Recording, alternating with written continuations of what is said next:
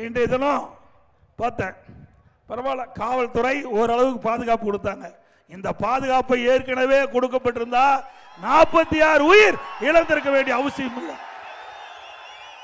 இப்பெல்லாம் கொடுக்கல. நான் கிட்டத்தட்ட பல சட்டமன்ற தொகுதிக்கு சென்று விட்டு வந்திருக்கின்றேன். கிட்டத்தட்ட 171வது சட்டமன்றம் என்று கருதுகிறேன். நாமக்கல்ல 171வது சட்டமன்றத்தில் தொகுதியில் எழுச்சி பயண பொதுக்கூட்டத்தில் பேசிட்டு இருக்கிறேன். இந்த சம்பவம் நடந்த பிறகுதான் போலீஸ் பாதுகாப்பு ஓரளவு கொடுக்கிறாங்க. இதுக்கு முந்தி பல மாவட்டத்துக்கு சென்றுகிற எழுச்சி பயண பொதுக்கூட்டத்தில் பேசும்போது அங்கொன்றும் இங்கொன்றுமாக காவல்துறை நிற்பாங்க. அது வேடிக்கை பார்ப்பாங்க. கூட்டத்துக்கு வேடிக்கை பார்க்க வந்திருப்பாங்க, பாதுகாப்புக்கு வரல.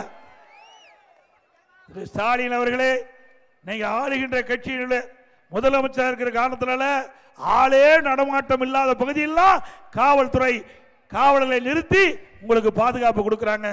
நீங்க ஆயிரக்கணக்கான பேர் உங்களுக்கு பாதுகாப்பு பணியில் ஈடுபடுறாங்க. நாங்கள் அதை வேண்டான்னு சொல்லல. அதே வேளையில் எதிர்க்கட்சிகள் நடத்துகின்ற கூட்டத்திற்கும் முழுமையான பாதுகாப்பு கொடுப்பது அரசின் கடமை.